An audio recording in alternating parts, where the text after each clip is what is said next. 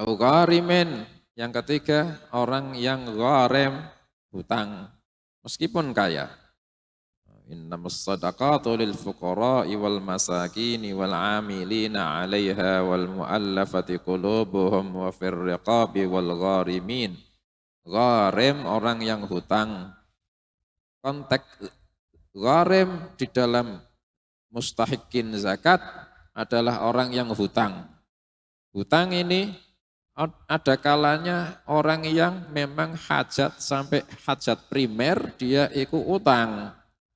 Kalau dia ikut hajat primer akhirnya utang, contoh sandang pangan papan, dia tidak punya beras buat makan sampai ngutang buat beli beras. Jelas gorem kan?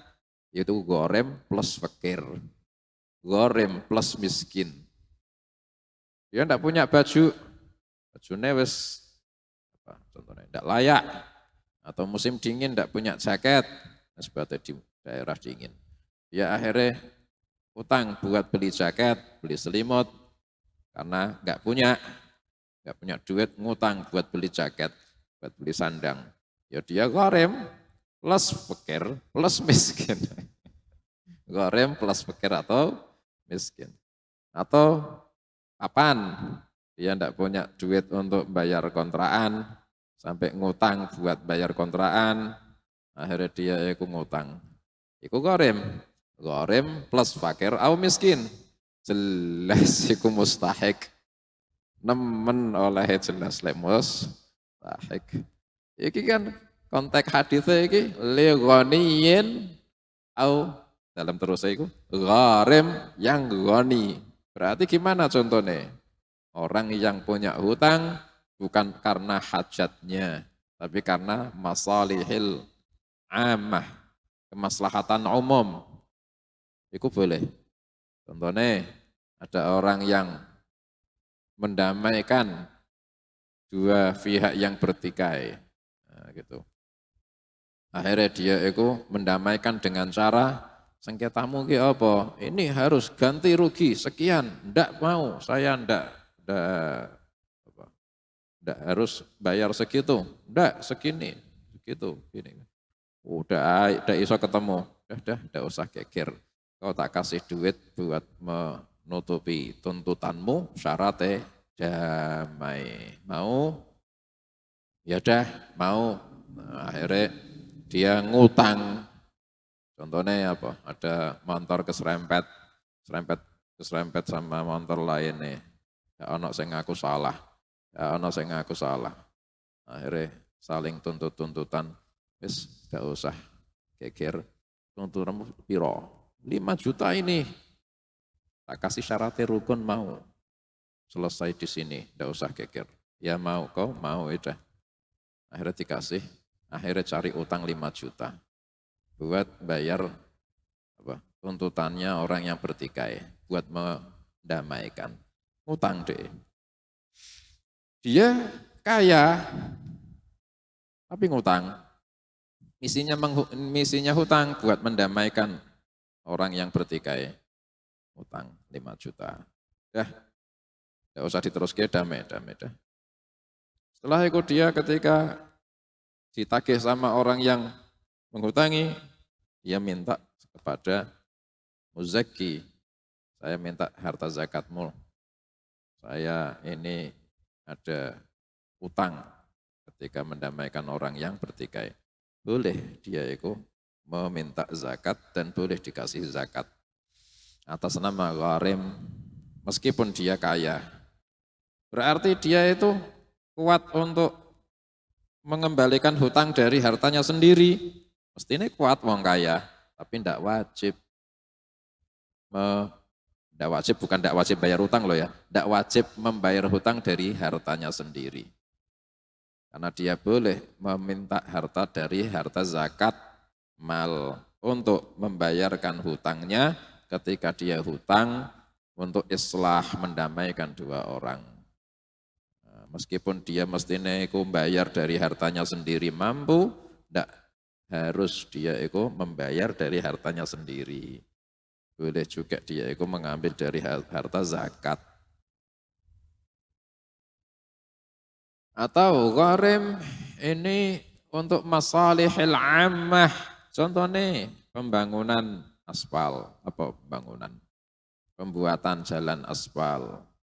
Ada jalan itu banyak lubang-lubangnya. Sampai sampai masyarakat ini ada yang jatuh, sampai ada yang apa contohnya kecelakaan. Ya Allah, ini nunggu pemerintah ini tidak melaku-melaku. Misal melaku ya tir ya di korup, tidak lama ya bolong meneh. Sing di korup itu tidak main-main, lagi digarap langsung bolong, wae.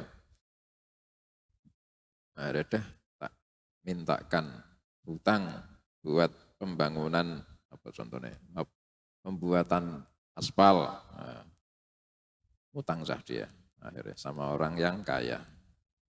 Terus setelah dia selesai membangun jalan, dia kepingin mengembalikan hutang, meminta zakat dari muzaki untuk membayar hutangnya ketika membangun jalan. Masalihil ammah. Boleh, meskipun dia kaya. Artinya dia misal kok membayar hutangnya itu dengan hartanya sendiri itu bisa. Tapi enggak eman, ini buat umum kok. Ya, tak ambilkan dari zakat aja orang-orang yang kaya-kaya di sekitar sini. Nah, boleh. Masalihil ammah. Contohnya bangun masjid. Iki materialnya kepanitiaannya bangun masjid ini hutang.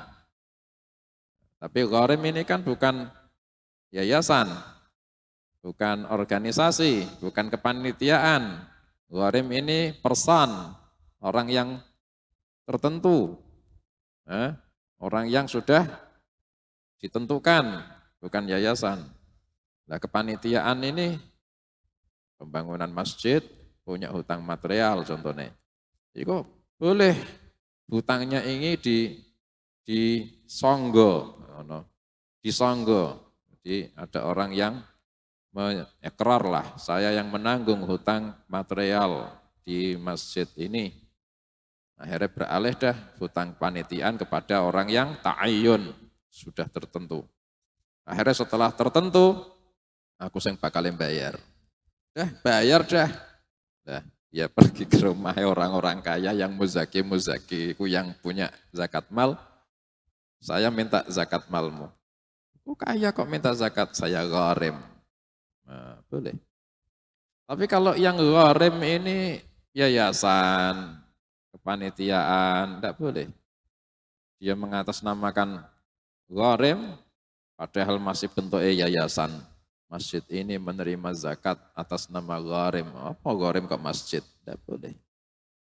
Yayasan, sekolah, pondok, madrasah, itu tidak boleh menerima zakat atas nama madrasah, masjid, pondok tadi tidak boleh. Harus orang yang ta'ayyun, harus orang yang sudah ditentukan. No. Tapi kalau orang yang gharim iki masalih khasah, boleh enggak? Contohnya buat apa? Masalah khasah contohnya apa? Sandang pangan papan, ya gak gharim nah iku ancen fakir miskin nah iku. Iki masalah khasah yang bukan sandang pangan papan ini. Buat pengembangan usaha contohnya. Masalah jelas, tapi khasah. Aku punya toko ini, kepingin tak kembangkan jadi 2 di sana. Akhirnya ngutang buat modal, ngembangkan usaha.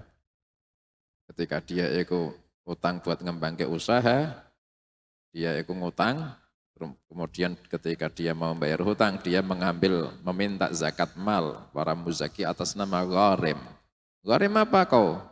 Gharim masalah jawabnya. Masalah apa? Khasah. Yaitu saya kepingin mengembangkan usaha tokoku. Boleh di atas nama gharim yang ini? Tidak boleh. Ya itu ya bukan mustahik itu. Orang yang mengembangkan usaha. Yang harus, yang masuk di dalam gharim, di dalam konteks zakat, adalah orang yang gharimnya ini karena masalih ammah, gitu, masalih ammah, bangun masjid, musholla, buat jalan, bangun pondok, bangun madrasah. Tapi kalau utang untuk masalah yang khasah, yang hajah, primer, sandang pangan papan, ya wis aja gharim, pikir wae, miskin wae, tambah jundrong. Bedane. Kalau gharim ini dia gharim yang konteks zakat ini masalah ammah uslahu dzatil bain, ya kan?